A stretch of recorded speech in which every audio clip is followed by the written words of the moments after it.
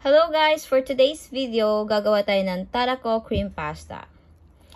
Yung inside nito guys is good for 2 person. Kinain ko na yung isa last time, matagal na. So, eto gusto ko naman kumain ulit. So, ito na yung natira. Ito yung pang sprinkle niya na nori. Yung cut siya na nori na ganito-ganito. So, ito yun siya. And ito yung cream paste siya sa tarako cream.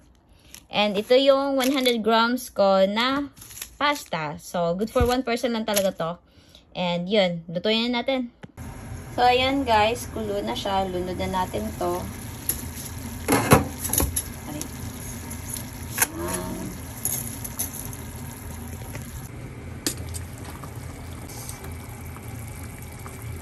Pwede. Kulang pa.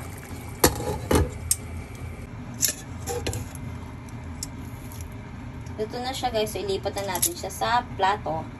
So, nandyan na siya. So, ilagay na natin ang mga ito. So, ayan siya guys. Yung paste niya. Tarako cream paste.